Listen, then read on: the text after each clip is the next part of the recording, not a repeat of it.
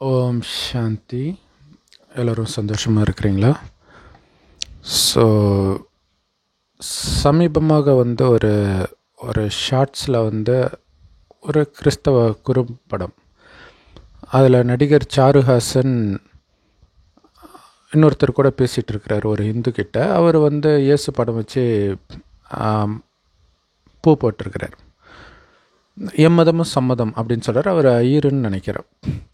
So அப்போ இவர் சொல்கிறாரு, உங்கள் ஃபோட்டோ இருக்குது, ஏன் அதுக்கு நீங்கள் பூ போடலை அப்படின்னு கேட்குறாரு. ஏன்னாங்க, உயிரோடு இருக்கும்போதெல்லாம் பூ போடக்கூடாது. இயேசுவும் அப்படித்தான், அவர் உயிரோடு தான் இருக்கிறாரு, ஏன் அவருக்கு பூ போடுறீங்க அப்படின்ட்டு ஒரு சின்ன கிளிப்பு பார்த்தேன்.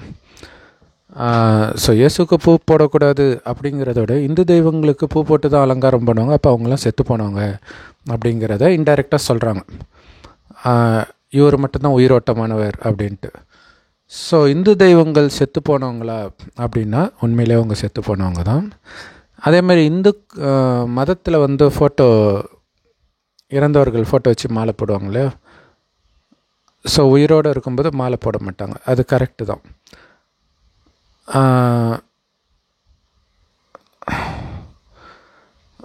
ஆனால் இறந்து போன எல்லாருக்கும் நம்ம மாலை போட மாட்டோம். நமக்கு தெரிந்தவர்களாக இருந்தால், நமக்கு அவர்கள் நன்மை செய்தவர்களாக இருந்தால் மட்டும்தான் மாலை போடும். பக்கத்து வீட்டுக்காரன் இறந்தால் நம்ம மாலை போட மாட்டோம் இல்லையா? நமக்கு எதுவுமே பண்ணலன்னா, நம்ம பெற்ற அப்பனாக இருந்தாலும் நம்ம மாலை போட மாட்டோம். ஸோ இறந்தவர்களுக்கு மரியாதை செய்கிறாங்க. ஆனால் குறிப்பாக இந்து மதத்தில் இறந்தவர்களுக்கு மாலை போடுறதுடைய காரணம் என்னென்னா, இந்து மதத்தில் என்ன சொல்லுவாங்கன்னா, செத்து போயிட்டா சாமி ஆயிட்டாங்க அப்படின்னு சொல்லுவாங்க. ஸோ அதனால் மாலை போடுறாங்க. ஸோ இந்த புரிதலை தெரிஞ்சுக்கிட்டு இப்போ இயேசு உயிரோடு இருக்கிறாரா அப்படிங்கிறத நம்ம பார்க்கணும். ஏன்னா அதில் கேட்குறாரு, இந்த ஃபோட்டோ இயேசு தானே எப்படி தெரியுன்றார். சரி, ஓகே, இயேசு தான் உயிரோடு இருக்கிறாரு, அழைச்சிட்டு வாங்க ஃபோட்டோ எடுத்துக்கலாம் அப்படின்னு சொன்னால், இல்லையா? எங்கே இருக்கார் காட்டுங்கன்னு சொன்னால் யாருக்கும் தெரியாது. சரி, ஆனால் அவர் இறந்து உயிர் தெழுந்தார், அதுதான் அவங்களுக்கு ஒரு முக்கியமான, முஸ்லீம்கள் அல்லாவை தவிர யாரையும் வணங்க மாட்டோம் அப்படிங்கிறது ஒரு முக்கியமான விஷயமாக பிடிச்சிட்டு இருக்கிற மாதிரி, கிறிஸ்தவர்களை இயேசு உயிர் தெழுந்தார், உங்கள் கடவுள்லாம் செத்து போயிட்டாங்க அப்படின்னு சொல்கிறாங்க. முஸ்லீம்கள் இயேசு கடவுளே கிடையாது, ஒரு மனுஷன் தானே, பிறந்தா இறந்து தானே ஆகணும் அப்படின்றாங்க. ஸோ ரெண்டுமே தப்பு கிடையாது. ஆனால் இதில் ஒரு ஆழமான விஷயம் இருக்குது. இப்போ பைபிளோ, குரானோ, மகாபாரதமோ, ராமாயணமோ மேலோட்டமாக பார்த்தீங்கன்னா நீங்கள் பார்க்குறது உண்மை கிடையாது. மேலோட்டமாக பார்த்து என்ன புரிஞ்சிக்க முடியும்னா, இப்போ சாருஹாசன் பேசுன மாதிரி புரிஞ்சிக்கலாம், அவ்வளோதான். ஆனால் ஆழ்ந்து பார்த்தீங்கன்னா, நீங்கள் எதை பெருமைன்னு நினைக்கிறீங்களோ அது உண்மையிலே பெருமையாகவே இருக்காது. இப்போ உதாரணத்துக்கு ஒரு பாட்டு, சலங்கை ஒலி படத்தில் கமலஹாசன் கிருஷ்ணரை பற்றி பாடும் பொழுது, பெண்கள் உடை எடுத்தவனே தங்கைக்கு உடை கொடுத்தவனே. சரி, தங்கைக்கு உடை கொடுத்தாருன்றது நல்ல விஷயம். ஆனால் பெண்கள் உடை எடுத்தவன்றது எப்படி நல்ல விஷயமா இருக்க முடியும்? ஸோ அது ஒரு ராகத்தில் இருக்குது, ஏதோ ஒரு மகிமை பாடுற மாதிரி இருக்குது, அவ்வளோதான். மற்றபடி அது மகிமை எதுவுமே கிடையாது. அடுத்தது அதே மாதிரி தான் இன்றைக்கி இயேசு உயிர் தெழுந்தார் அப்படிங்கிறது உண்மையான அர்த்தம் தெரிந்தால் அதை யாருமே பெருமையாக சொல்ல மாட்டாங்க. ஏன் அப்படின்னா, உண்மையில் இந்த விஷயம் உயிர்த்தெழுதல் அப்படின்ற வார்த்தை உண்மையிலே கடவுள் சொல்கிற ஒரு வார்த்தை. உயிர்த்தெழுறது கடவுள் சொல்கிற வார்த்தை இல்லை, வேற ஒரு விஷயம் சொல்லுவார். கடவுளே நேரடியாக இயேசுவோ நபியோ எந்த மனுஷனும் கிடையாது, அவ்வளோதான். ஏன்னா வேறு எதுவுமே நம்ம மதஸ்தாபகர்னு வேணால் சொல்லலாம், இறைத்தூதர்னு சொல்ல முடியாது. இயேசுவோ நபியோ இறைத்தூதர் எல்லாம் கிடையாது. ஏன்னா இறைவனுடைய தூதர்னா இறைவனை பற்றி, இறைவன் எங்கே இருக்கார், அவர் எப்படி இருக்கிறாரு, இதை பற்றி சொல்லணும் இல்லையா? ஸோ அது இயேசுவுமே சொல்ல கேட்டால், என்னை கண்டவன் பிதாவை கண்டனார், அப்போ இவர் தான் கடவுள் தான் நினைக்க தோணும். அதை தான் அவங்க கிறிஸ்தவர்கள் ஃபாலோ பண்ணுறாங்க. ஆனால் உண்மையில் இந்த பைபிள், ராமாயணம், மகாபாரதம், குரான் எல்லாமே பார்த்திங்கன்னா ஒரே கதை தான் இருக்கும். ஸோ அர்த்தமே தெரியாதனால அவங்களுக்கு இது வேறு வேறு கதை மாதிரி தெரியும். அதோடைய சாரம் பார்த்திங்கன்னா ஒரே விஷயந்தான் இருக்கும். மோசஸ் அந்த அடிமைகள் எல்லாம் மீட்டுட்டு வருவார், அதாவது கடவுள் மோசஸ் மூலமாக பண்ணுவார். அப்போ அவங்க காட்டில் அலைஞ்சு திரிஞ்சு கடைசியில் பாலாரும் தேனாரும் ஓடக்கூடிய இடம், ஆனால் போகிற வழியிலே நிறைய பேர் இறந்துடுவாங்க. அதே மாதிரியே மகாபாரதமும் பாருங்கள், பாண்டவர்கள் காட்டுக்கு போயிடுறாங்க இல்லையா? ஸோ காட்டுக்கு போயிட்டு திரும்பி வரும்போது பார்த்திங்கன்னா எல்லாருமே இறந்துடுவாங்க, தர்மர் மட்டும்தான் போவார், சொர்க்கத்துக்கு போவார். அது ஆக்சுவலாக சொர்க்கத்திற்கான பாதை. அங்கே பாலாரும் தேனாரும் ஓடுறதுன்றது சொர்க்கம், அங்கே கதைப்படி ஒரு இடம் அப்படின்னு சொல்லிட்டாங்க. ஸோ திரும்ப திரும்ப அதே மாதிரி பார்த்திங்கன்னா மனிதர்கள் நல்லா இருப்பாங்க. தாவீதாக இருக்கட்டும், சாலமனாக இருக்கட்டும், நிறைய ராஜாக்கள் ஆரம்பத்தில் ரொம்ப நல்லவங்களாக இருப்பாங்க, போக கெட்டு போவாங்க. எல்லா கதையிலையும் இதே தான் நடக்கும், ஃபுல்லாக வரிசையாக. இந்த ஒரு சில படங்கள்லாம் இருக்கும் இல்லையா, பார்ட் 1, பார்ட் 2, பார்ட் 3ன்ட்டு ஒரே ஸ்டோரியாக வச்சுருக்குமே, இதே தான் இருக்கும். இது பைபிள் கதை மட்டும் இல்லை, அதே தான் ராமாயணத்துலேயும் இருக்கும், மகாபாரதத்துலையும். ராமாயணத்துலையும் அதே பாருங்கள், காட்டில் தான் போயிட்டு இருப்பாங்க.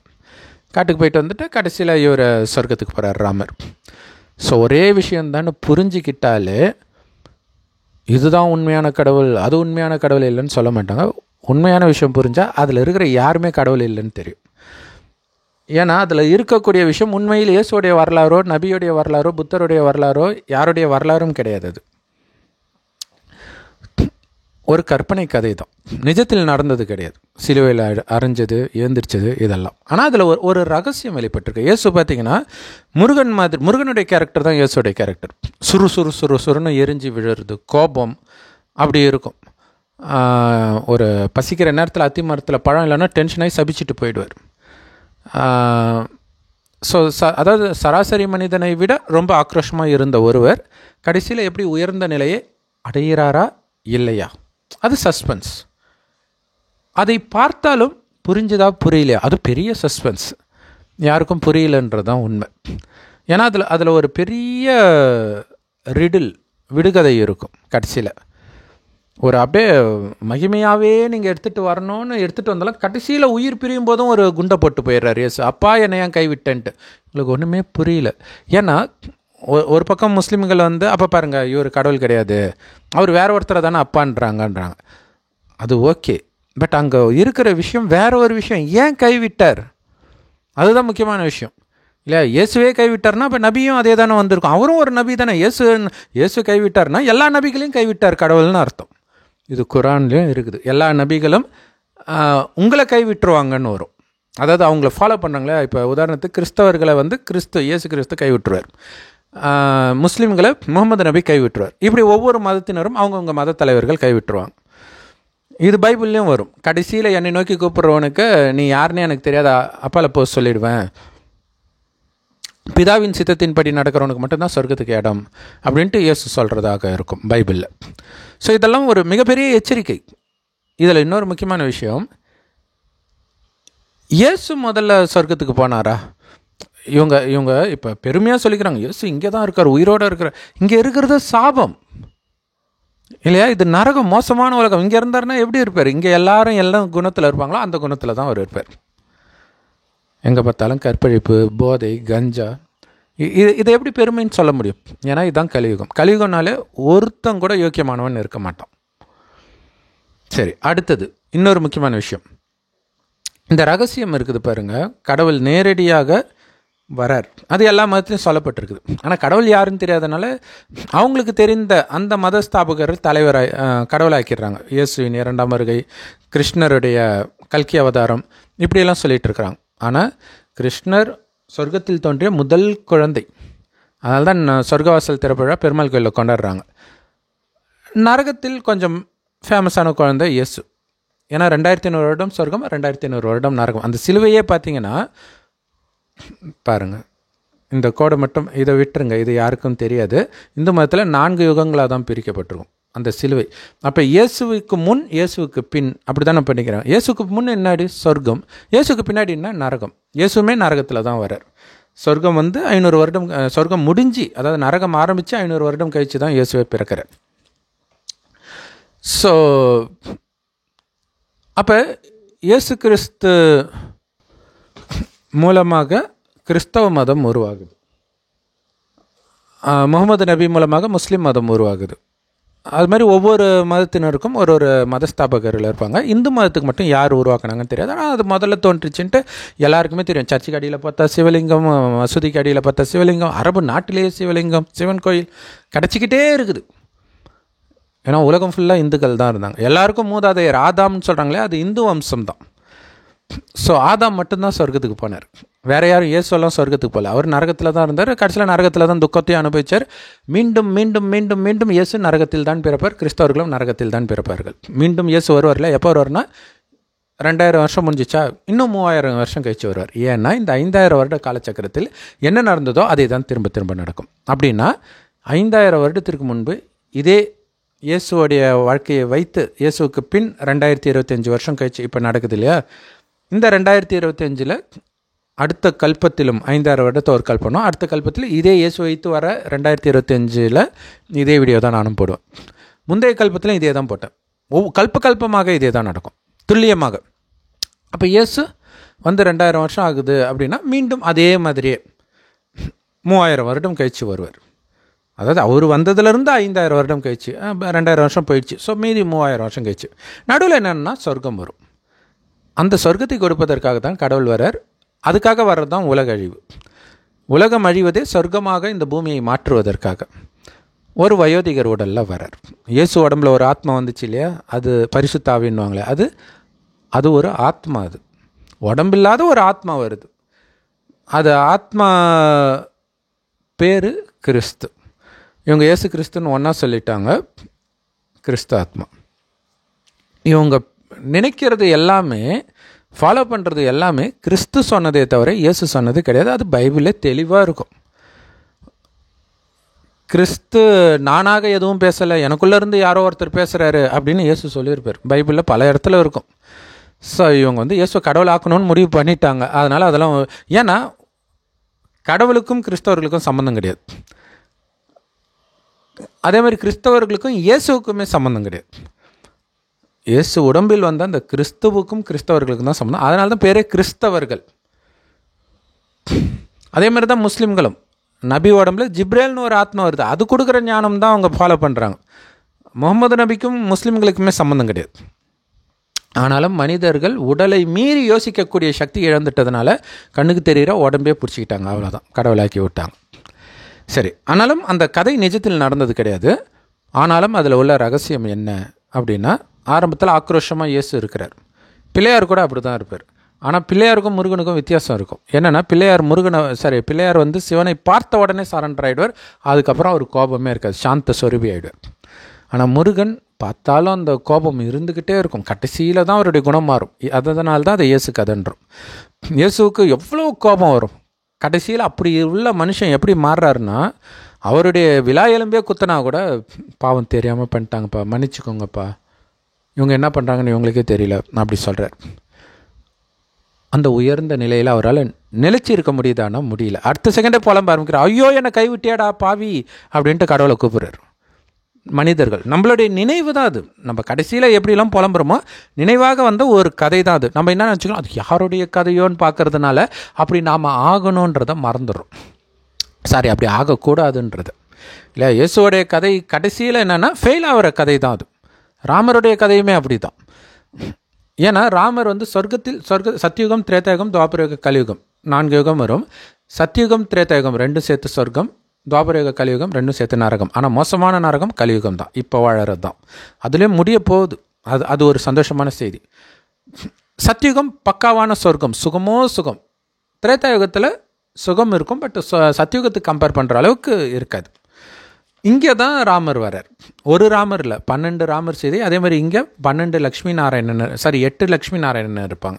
அதனால தான் அஷ்டலக்ஷ்மின்னு சொல்கிறோம் இல்லையா. சொர்க்கத்தில் பிறக்கிற முதல் குழந்தை ஸ்ரீகிருஷ்ணர் ராஜ பதவி அடையும் போது அந்த ராஜ பதவிக்கு பேர் தான் நாராயணன். ஸோ அந்த நாராயணனுடைய வம்சம் 8 வம்சம் வரும். இப்போ என்ன நடக்குதுன்னா, சொர்க்கத்தில் காமம்னா என்னன்னு யாருக்குமே தெரியாது. காமம், கோபம், பற்று, பேராசை, அகங்காரம்னா யாருக்குமே தெரியாது. இயேசுக்கு தெரியும். அதுதான் விஷயம். அவர் வந்து காமத்தில் விழுந்தாரா, நிறைய பேர் கல்யாணம் பண்ணாருன்னுவாங்க, இன்னும் என்னென்னமோ மோசமாலாம் சொல்லுவாங்க. நிஜத்தில் அது நடக்கலை. அந்த கதை பைபிளில் போட்டிருக்கிற கதை அவருடைய வாழ்க்கை வரலாறு கிடையாது. ஸோ அதனால் அதை வச்சு பெரிய வருத்தப்பட வேண்டிய அவசியம் கிடையாது. ஆனால் இங்கே எல்லாருமே காமம்னா என்னன்னே அந்த யுகத்தில் உள்ள யாருக்குமே தெரியாது. அது வந்து இயேசு மூலமாக பைபிளில் சொல்லப்பட்டதா எப்படி இருக்கும்னா, குழந்தை மாதிரி பரிசுத்தமாகாமல் உங்களால் சொர்க்கத்துக்கு போக முடியாது. அப்போ எல்லோரும் காமத்தை விடணும்னு பைபிளில் இருக்குதா? இருக்குது. ஆனால் நம்ம அதை ஏற்றுக்க மாட்டோம். என்ன இருக்குது, ஒரு பொண்ணு இச்சையா பார்த்தாலே நீ விபச்சாரம் பண்ணிட்டேன்ட்டு சொல்லுவார்.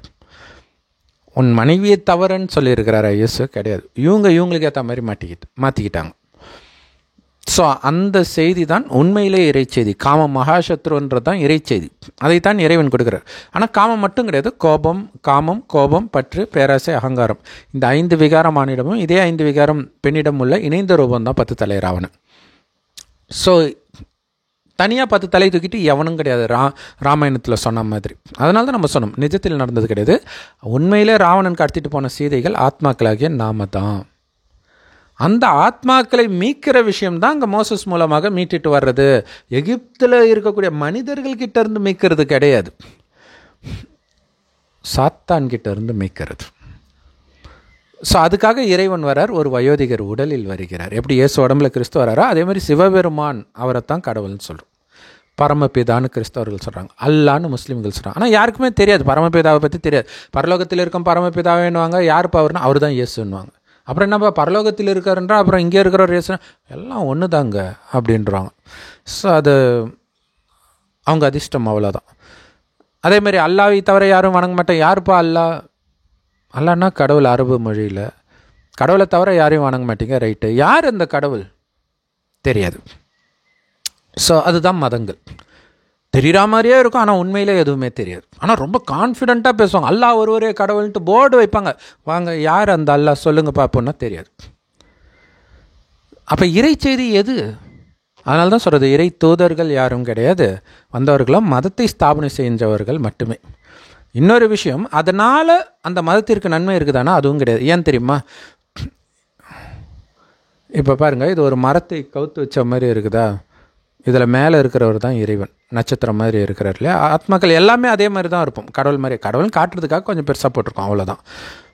இதில் இந்த மரத்தோட தண்டு பகுதி, கிளையே இல்லாமல் வரக்கூடிய இது தான் சொர்க்கத்தில் கொஞ்சம் கொஞ்சமாக இறங்கும் ஆத்மாக்கள். கடவுளுக்கு பக்கத்தில் இருக்கிற ஆத்மா ஃபஸ்ட்டு வரும், அதோடைய சக்திக்கு ஏற்ப. அதாவது 100% தூய்மையாக இருந்தால் ஆரம்பத்தில் வரும், தூய்மை கம்மியானால் கொஞ்சம் லேட்டாக வரும். ஆனால் ஒன்ஸ் பிறந்துட்டால் மறுஜன்மம் எடுத்தே ஆகணும்.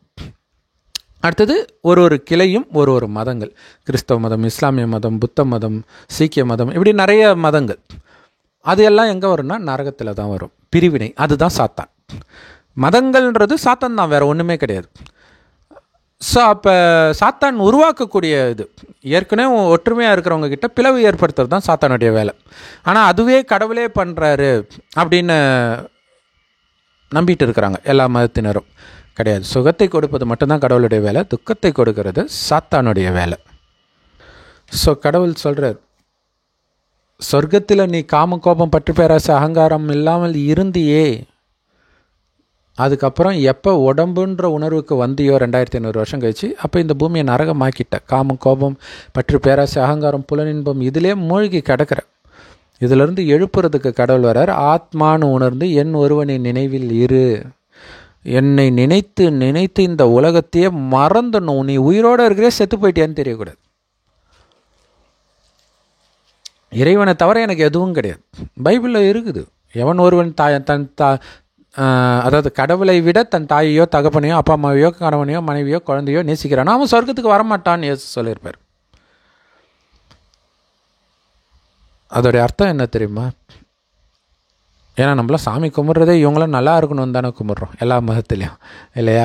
அதான் பக்தி. பக்தினா மனிதர்கள் உருவாக்குறது, மதஸ்தாபகர்கள் கொடுத்ததை கண்ணை மூடிட்டு ஃபாலோ பண்ணுறது. ஆனால் கடவுள் சொல்கிறாரு, குழந்தை ஆத்மா எப்பவுமே இருக்கும். உனக்கு இன்றைக்கி அப்பாவாக இருக்கிறவர் இன்னொருத்தர் வேறு யாருக்கோ அப்பாவாக இருந்தார் போன ஜென்மத்தில். உடம்பை விட்டார்னா இப்போ இன்னொருத்தருக்கு அப்பாவாக இருக்க போகிறார். நீயும் அப்படி தான், வெவ்வேறு உறவில் இருந்த ஆணா பெண்ணா மாறி மாறி பிறப்போம். இந்து மதத்தில் சொல்கிற மாதிரி சிங்கம், புலி, பசு, ஆடு, மாடு, புல், பூண்டு இப்படிலாம் நாம் பிறக்கிறது கிடையாதுன்னு கடவுள் சொல்கிறார். நாம் இப்போ சொல்கிறது கடவுள் நேரடியாக சொல்லி கொண்டு இருப்பது, எந்த புக்கையும் படிச்சுட்டு நாம் சொல்கிறது கிடையாது. இப்போ கடவுள் சொல்கிறாரு, நீ காமம், கோபம், பற்று, பேராசை, அகங்காரத்தினால நிறைய பாவங்கள் செஞ்சிட்ட, அதுக்கான தண்டனை ஒன்று தேடி அதிவேகத்தில் வருது. தப்பிக்கிறதுக்கான வழி என்ன? போன மாதிரி கம்முன்னு. காமத்தை தூண்டி தான் நீ செய்த பாவத்திற்கு, இதுக்கு முன்னாடி செய்த காமத்திற்கான தண்டனை கிடைக்கும். இப்போ உனக்குள்ளே காமமே இல்லைன்னா நீ தப்பிச்சிடுவ. எப்படி அது எப்படி அந்த நிலை எப்படி அடையிறது? என் ஒருவனின் நினைவிலே இரு. நான் காமம்னா என்னன்னே தெரியாத பரிசுத்தமான சிவ பரமாத்மாவுடைய குழந்தை நினைக்கும் போது வரும் பாருங்க போதை. ஸோ அப்படி நீங்கள் முயற்சி பண்ணிக்கிட்டே இருங்க. நான் ஆத்மா, என்னுடைய ஒரு சிவ பரமாத்மா அப்படியே நினைவு பண்ணிக்கிட்டே இருக்கணும். அதை தான் கடவுள் மர்ஜீவா வாழ்க்கை, உயிரோடு இறந்து வாழ்வதுன்றார். உடம்புல உயிர் இருக்குது, ஆனால் கலியுகத்தை பொறுத்த வரைக்கும் நான் சேர்த்துட்டேன். என்னுடைய கவனம் எல்லாம் சொர்க்கத்தில் இருக்கணும், சொர்க்கத்தின் குணத்தை வெளிப்படுத்தணும், இதுதான் இருக்குமே தவிர இங்கே ஒரு பெரிய துரோகம் வந்தாலும் உங்கள் மனதில் சின்ன கவலையோ கோபமோ இருக்கவே கூடாது. அதுக்கு தான் கடவுள் சொல்கிறார், உடம்பே நான் கிடையாது, வெறும் ஆத்மான்னு புரிஞ்சுக்கோ, என்னது எதுவுமே கிடையாது இந்த உடல் உட்பட. அப்போ எப்படி உனக்கு கோபம் வரும்? என்னதுன்னு ஒன்று நினைக்கும் பொழுது அதுக்கு ஏதாவது ஒன்று ஆனால் உங்ககிட்டருந்து அபகரிக்கப்பட்டால் தானே கோபம் வரும். அவங்கவுங்க செய்த பாவத்திற்கான தண்டனை அவங்கவுங்களுக்கு கிடைக்கும். கர்ப்பிணி பெண்களுக்கு ஐயோ, பாலூட்டும் தாய்மார்களுக்கு ஐயோன்னு இயேசு சொன்னார்ல. இப்போ நடக்குதுல்ல, கர்ப்பிணி பெண்ணை கற்பழிக்கிறாங்க, பாலூட்டும் தாய்மாரை கற்பழிக்கிறாங்க, எல்லாமே பார்க்குறோம். கடைசி நேரத்தின் அறிகுறியினர் நடந்துட்டு இருக்குது. ஆனால் அந்த மாதிரி நிலையிலிருந்து தப்பிக்கிறது எப்படி? அது சொல்லப்படலை. தப்பிக்கிறது என்ன? அந்த பாவம் உங்களுக்குள்ளே இல்லைன்னா தப்பிச்சிடுங்க. ஏன்னா இதே தான் நரகம், இங்கே தான் நரகம், இங்கே தான் தண்டனை கிடச்சிட்டு இருக்குது. அதுலேருந்து தப்பிக்கன்னா இறைவன் நினைவிலேயே இருந்து இருந்து காம கோபம் பற்று பேராசை அகங்காரம், ஏன் உடம்புன்றதே மறந்து இறைவனுடைய குணம் எதுவோ அதுவே உங்களுடைய குணமாக மாற்றணும். எப்படி மாற்றுறது? இப்போ ரஜினி ரசிகர்னால் அவருடைய படத்தையே பார்த்து பார்த்து அதே மாதிரியே பேசுவாங்க, கேரக்டர்லாம் மாறும். அப்போ கடவுள் யார் பார்க்கறது? வராரே, ஒரு வயோதிகர் உடலை வந்து ஞானத்தை கொடுக்குறாரு இல்லையா? ஸோ அதை கேட்க கேட்க கேட்க கேட்க அவருடைய குணம் உங்களுடைய குணமாக மாறும். வேறு எதையும் கேட்காதீங்க, பார்க்காதீங்க, பேசாதீங்க, நினைக்காதீங்கன்ற. பார்த்தும் பார்க்காம கேட்டும் கேட்காம இருங்க. ஏன்னா இந்த கலியுகத்து விஷயத்தை பார்த்து பார்த்து தான் உங்களுடைய குணமே கெட்டு போயிடுச்சு. என் ஒருவனை மட்டும் நினைவு செய். செவ்வானத்தில் நட்சத்திரம் மாதிரி கடவுள் இருக்கிறார். ஆத்மாக்களாகி நாமும் அங்கேருந்து தான் வந்தோம். ஸோ அதுதான் நம்முடைய வீடு, அங்கே தான் போக போகிறோம். அதனால் அங்கே இருக்கிறதாகவே நினச்சிக்கிட்டு வெறும் ஒளிப்புள்ளியாக உடலற்ற ஆத்மாவாக உணர்ந்து அவரையே நினைவு பண்ணுங்கன்ற. நின்னாலும் உட்கார்ந்தாலும் நடந்தாலும் யார் கூட பேசினாலும் உங்களுடைய கவனம் இறைவன்கிட்டயே இருக்கணும். நான் அவருடைய குழந்தை, இறை தூதுவன் நான். ஏன்னா இறைவன் கொடுக்குற செய்தியை நான் தான் எடுத்துகிட்டு போகிறேன். இது வரைக்கும் வந்தது செய்தி இல்லை, மதத்தை உருவாக்கக்கூடிய விஷயங்கள், அவ்வளோதான். ஏதோ ஒன்று பண்ணணும், ஆராதனை பண்ணுவோம், ஜபம் பண்ணுவோம், தவம் பண்ணுவோம், மாலை போடுவோம், அபிஷேகம் பண்ணுவோம், அலங்காரம் பண்ணுவோம். ஆனால் இதெல்லாம் பண்ணதுடைய பலனாக தான் கடவுள் கிடச்சிருக்காரு. ஆனால் கடவுள் வந்தப்புறம் அது பண்ணிகிட்டு இருந்தீங்கன்னா வேஸ்ட். ஏன்னா கடவுள் வந்திருக்கிறது சொர்க்கத்துக்கு அழைச்சிட்டு போகிறதுக்கு. அப்போ சொர்க்கத்தில் இருக்கக்கூடிய குணம் உங்களுக்கு வரணும். அங்கே காமம் கரிமீன் எதுவுமே இருக்காது. சிங்கமும் பசுவும் ஒன்றா தண்ணி குடிக்கணும்னு இருக்கே பைபிள் குரானில். ஆனால் நான் கரிமீன் இல்லாமல் இருக்க முடியாதுன்னா உன்னை நம்பி சொர்க்கத்தில் விட்டால் சொர்க்கத்தை நீ நரகமாக்கிட மாட்டேன். அங்கே அவ்வளோ அழகாக ஆண்களும் பெண்களும் இருப்பாங்க. நீ காமத்தையே விடலைன்னு அங்கே ஒன்று அனுப்பிச்சேன்னா விபச்சார விடுதி ஆக்கிட மாட்டேன் ஒரே நாளில். அப்புறம் அடுத்த நாளே இயேசு வந்து ஐயோ எங்கள் அப்பா விட்ட விபச்சார விடுதி ஆக்கிட்டீங்களேன்னு கத்த வேண்டியதாக போயிடும். இயேசு சொன்னது, சொர்க்கமாக இருந்த இந்த பூமி நரகமாக ஆகும்போது விபச்சார விடுதியாக மாறிடுச்சு காமத்தினால. அதனால தான் விபச்சார சந்ததியினரேன்றார். காமத்தினால பிறக்கிறாங்க. அவரும் அப்படி தான் பிறந்தார். அப்போ ஏன் அவர் அப்படி சொன்னார்? டவுட் வருது இல்லையா? அதுக்கு தான் மேலே இருந்து ஒரு ஆத்மா வருது. அதுக்கு யார் ஞானம் கொடுத்தா? ஏன்னா நானும் தானே மேலே இருந்து வந்தேன், எல்லாரும் மேலே இருந்து தானே வரும். அதுக்கு சொல்லியிருந்தால் நமக்கு தெரிஞ்சிருக்காதா? அங்கேருந்து தான் வரும். அங்கே யாரும் செய்தியெல்லாம் கொடுக்கல.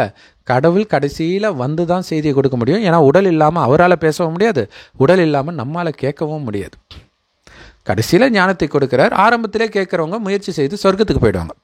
இந்த மதஸ்தாபகர்கள் இருக்கிறாங்க இல்லையா, முகமது நபி, இயேசு கிறிஸ்து, நிறைய பேர், இயேசு கிறிஸ்துவில் கிறிஸ்து, அப்புறம் ஜிப்ரேல், இந்த மாதிரி ஆத்மாக்கள்லாம் கடைசியில் வந்து கேட்பாங்க. இயேசுவுமே எல்லாருமே கடைசியில் வந்து கேட்பாங்க. ஆனால் அவங்களுக்கு அவங்களுடைய நடிப்பே வந்து மதத்தை ஸ்தாபனை பண்ணுறது. கேட்ட உடனே எல்லோருக்கும் சொல்லணும்னு தோணும், ஆனால் சொல்கிறதுக்குள்ளே உலகம் அழிஞ்சிடும். அந்த ஆர்வத்திலே போச்சு இல்லையா, அதோடைய ஆசை நிறைவேறுது. ஆனால் சொர்க்கத்துக்கு வர்றதுக்கு அதுக்கு தகுதி இல்லை. அப்போ என்ன ஆகுது? அதோடைய சக்தி நரகத்தில் தான் மேட்ச் ஆகுது.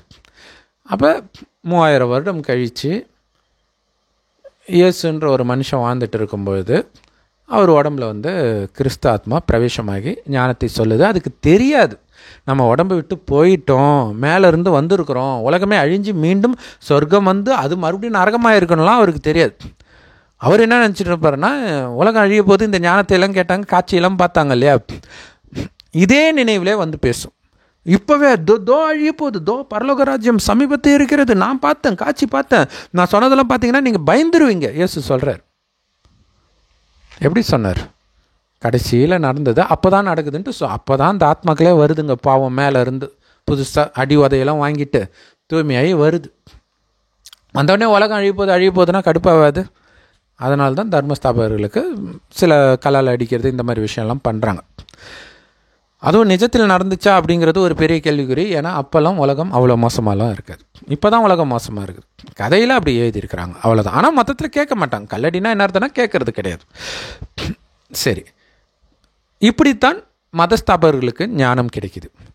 இப்போ இறைவன் இந்த ஞானத்தை கொடுக்குறாருல்ல, எதுக்கு கொடுக்குறாரு? உயிரோடு இங்கே இறக்கணும், முழுசாக இறக்கணும். அதுதான் கடவுளுக்கு பலி கொடுக்கறது. இந்து மதத்தில் பார்த்திங்கன்னா காளிக்கு பலி கொடுப்பாங்க. காளியெல்லாம் ஆக்ரோஷமாக ஒரு அரக்கன் தலையை கையில் வச்சுருப்பாங்க, வெறும் தலை மட்டும் அறுத்து. ஆனால் எந்த இந்துக்களுக்கும் தெரியாது அந்த அரக்கனே அந்த காளி தான்ட்டு. அதாவது தன்னுடைய உடல்ன்ற உணர்வை அறுத்தெறியும் போது தான் அவங்க தேவதை ஆகிறாங்க. இந்து மதத்தில் மயான கொள்ளைன்னு ஒரு ஃபங்க்ஷன் இருக்குது. கிராமத்துலலாம் ரொம்ப கோலாகலமாக இருக்கும், சுடுகாட்டில் பண்ணுவாங்க. அம்மனை வந்து அப்படியே மண்ணிலே செஞ்சு வச்சுருப்பாங்க, சிலையாக படுத்துட்டு இருக்கிற மாதிரி.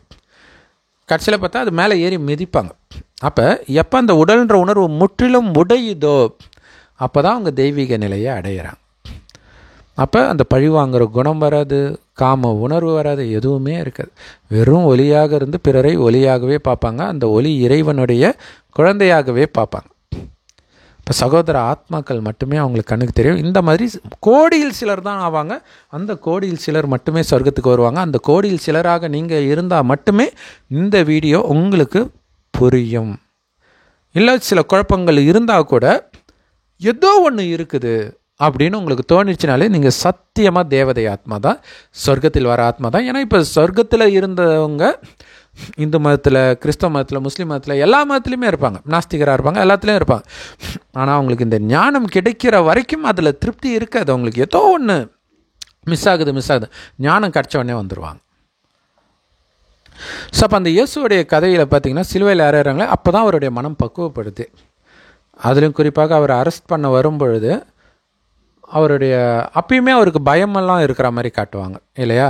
அப்போ பயம் வரும்போது இறைவனை நினைக்கணும். இது நினைக்கிறது அங்கே வணங்குற மாதிரி காட்டிட்டாங்க. ஏன்னா கடவுளை தெரியாதுல்ல. எப்படின்னு சிருஷ்டிகராகிய கர்த்தரை பாலிய பருவத்தில் நினைன்றதுக்கு எவ்வளோ ஆழமான அர்த்தன்றது யாருக்குமே தெரியாது. எந்த கிறிஸ்தவர்களுக்கும் எந்த பாதிரியார்களுக்கும் இயேசுக்கே தெரியாது. உள்ள ஒரு ஆத்மா வந்து சொல்லிச்சு, அவ்வளோதான். எப்படி நினைக்கிறது? எப்படி இருப்பாருன்னு தெரிஞ்சால் தானே நினைக்கிறதுக்கு. பாலிய பருவத்தில் அப்போ குழந்தையாக இருக்கும்போது நினச்சா போதுமா? பெருசாக நான் நினைக்க தேவையில்லையா? பெருசாக தானே பாவமே செய்கிறோம். இப்போ இதோடைய அர்த்தம் என்னென்னா, கடைசியில் இந்த ஞானத்தை கொடுக்கும்பொழுது கடவுளுக்கு குழந்தை ஆகிறோம். அதனால தான் இந்த பிரம்மாவைத்தான் ஆதாம் சொல்கிறோம். ஒரு வயோதிகர் உடலை வந்து ஞானத்தை கொடுக்குறார் பிரம்மா. அந்த வயோதிகருக்கு கடவுள் பிரம்மான்னு பேர் வைக்கிறார். அதுதான் ஆதி தகப்பன் ஆதாம் அப்படின்ட்டு பைபிள் குரானில் பேர் வச்சிடுறாங்க. அவர் வாய் வழியாக ஞானத்தை கேட்குறத நம்ம எடுக்கிற ஆதாமுடைய நேரடி குழந்தைகள், பிரம்மாவின் நேரடி குழந்தைகள். அதான் பிரம்மா குமார் குமாரிகள் இந்த இயக்கத்துடைய பேரே. நமக்கு லட்சியம் இருக்குது. என்னது? சொர்க்கத்துக்கு போகணும். அதுக்கு என்ன பண்ணணும்? இறைவன் நினைவிலே இருக்கணும். இப்போ தான் குழந்தையாக பிறந்திருக்கிறோம் இல்லையா? அப்படின்னா என்ன அர்த்தம்? குழந்தையாக பிறக்கிறதுன்னு அர்த்தம் இல்லை, ஏற்கனவே இருக்கிறோம்.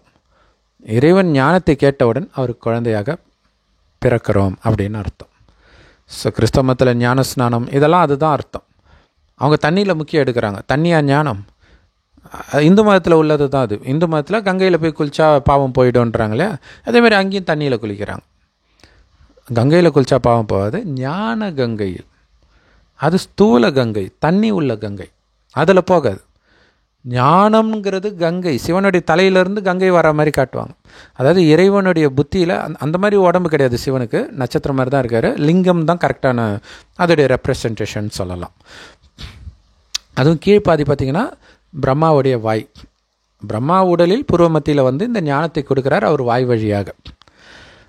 ஸோ சிவலிங்கத்துடைய கீழ்ப்பாதி பிரம்மாவுடைய வாய், அதான் கோமுகின்னுவாங்க, பசுவின் வாயின்னுவாங்க. ஸோ இங்கே என்ன கொடுக்குறார்? உடல்ன்றதே முற்றிலும் மறந்துட்டியா செக் பண்ணுறதுக்காக காமத்தை தூண்டக்கூடிய சூழ்நிலை வரும், கோபத்தை தூண்டக்கூடிய சூழ்நிலை வரும். கொஞ்சம் கூட சலனமாகாமல் இருக்கணும்னா இறைவன் நினைவிலே உங்களையே மறந்தால்தான் சாத்தியம். வெறும் ஞானத்தை வச்சுலாம் கண்டுபிடிச்சிட முடியாது. ஏன்னா இயேசு சொல்கிறார், அப்பளப்போ சாத்தானேன்றார், எல்லாம் சொல்கிறார், ஆனால் விழுந்துக்கிட்டே தான் இருக்கிறார். வீட்டில் அவர் அனுப்பலன்றதுக்காக அப்படி காலில் இருக்கிற மண் எடுத்து நீ நாசமாக போன சாபம் கூட அவர் கெட்டு போகிறதெல்லாம் மற்றவங்களும் கெடுக்கிறார். ஆனால் நல்ல வேலை கிறிஸ்தவர்கள் யாரும் பைபிள் படிக்கிறது கிடையாது. படித்தாங்கன்னா ஒரு வேளை உண்மை நினச்சிட்டாங்கன்னா என்ன ஆகும்? அப்புறம் பெந்தகோஸ்த கதை தான். அவங்க தான் ஒழுங்காக பைபிள் படிக்கிறாங்க. சும்மா சர்ச்சுக்கு போனீங்கன்னா நம்ம எங்கேயோ நரகத்துக்கு வந்துட்டோமான்னு தோணும். ஆல்ரெடி நரகம் தான், ஆனால் அதை கன்ஃபார்ம் பண்ணுற இடமா இருக்கும். அவன் காலை முறித்து போடும் ஆண்டவரே, கையை ஒடித்து போடும் ஆண்டவரேன்னுவாங்க. டே கடவுள் என்ன உங்களுக்கு அடியால் அடா? ஏன்னா பைபிளில் அப்படி போட்டிருக்கிறத தான் அவங்க ஃபாலோ பண்ணுறாங்க. ஸோ அப்போ கொஞ்சம் கொஞ்சமாக இந்த ஞானத்தை எடுத்து ஒருத்தருக்குள்ளே வர மாற்றங்கள், அவ்வளோ மோசமான குணம் உடையவர்களாக கலியுகத்தின் இறுதியில் மனிதர்கள் எல்லா மதத்தினரும் மாறிய பிறகு தான் கடவுள் வந்து இந்த ஞானத்தை கொடுக்குறார். அப்போ அந்த குணம் அடிக்கடி வருது, போராட்டம் நடக்குது, நமக்குள்ளே இருக்கக்கூடிய அசுர குணம் இருக்குது, அது ஃபுல்லாக இருக்குது. கடவுள் சொல்கிறாரு, சொர்க்கத்தில் தெய்வீக குணம் உனக்குள்ளே தானே இருந்துச்சு, அதை எடுத்துட்டு வா. ஸோ அது வர இந்த அசுர குணம் அதை வரவிடாமல் தடுக்கும். இதுதான் அசுரர்களுக்கும் தேவர்களுக்கும் இடையில் சண்டை நடந்ததாக இந்து மதத்தில் போட்டிருக்கோம். ஆனால் தேவர்கள் இருப்பது சொர்க்கத்தில், அசுரர்கள் இருப்பது நரகத்தில். இதை விட பெரிய காமெடி என்னென்னா, இந்த சொர்க்கத்தில் உள்ள தேவதைகள் தான் மர்ஜன்மம் எடுத்து அசுரர்களாகவே மாறுறாங்க. எப்படி சண்டை போட முடியும்? ஸோ கதையில் அப்படி காட்டிட்டாங்க. இப்போ இந்த அசுர குணத்தை நீங்கள் அழிக்கணும். அப்படி அழிக்கிறதுல அப்படியே பக்காவாக போய் வெற்றி அடைகிறவராக மகாபாரதத்தில் தர்மரை காட்டுவாங்க. அது ஒரு பர்ஃபெக்ட் எக்ஸாம்பிளாக வச்சுக்கலாம். அது கூட பர்ஃபெக்ட்னு சொல்ல முடியாது, ஏன்னா அவர் ஆரம்பத்துலேருந்தே பர்ஃபெக்டாக இருக்கிற மாதிரி காட்டுவாங்க. அப்படி யாரும் இருக்க முடியாது. இருக்க முடியாது சொல்ல முடியாது, ஆனால் ரொம்ப கஷ்டம். ஆனால் அதாவது எப்படின்னா கொஞ்சம் கொஞ்சமாக அவர்களுக்குள்ளே இருக்க குணம் வெளிப்படுத்தாமலே வருது. அந்த மாதிரி இயேசுவும் பார்த்திங்கன்னா, இந்த அவர் அரெஸ்ட் பண்ண வரும்போது தான் கூட இருக்கிறவன் வந்து அந்த காவலாளி காதை வெட்டிடுறான் இல்லையா? இங்கே பார்த்திங்கன்னா மூக்கை வெட்டுவார் ராமருடைய தம்பி சூர்பனகை. அது எதுக்கு வருது? ராமரை மயக்கிறதுக்கு வருது. ஆக்சுவலாக ராமருடைய அழகில் மயங்கி மொத்தத்தில் காமத்தை தூண்ட வருது. அதுதான் உண்மையிலே அரெஸ்ட் பண்ணுறது. ராவணன் சிறைப்படுத்துகிறான்னா காமத்தை மூலமாக, கோபத்தின் மூலமாக, பற்று பேராசை அகங்காரம் எப்போ உங்களுக்குள்ளே வந்துச்சோ அப்போ நீங்கள் ராவன் சாத்தானால் அரெஸ்ட் செய்யப்பட்டு விட்டீர்கள் என்று அர்த்தம். ஸோ அவளை அரெஸ்ட் பண்ண தான் வரா. அதை தான் மூக்கை வச்சு போ அப்படின்னு தோற்றான். அப்போ சாத்தானே தான் அது.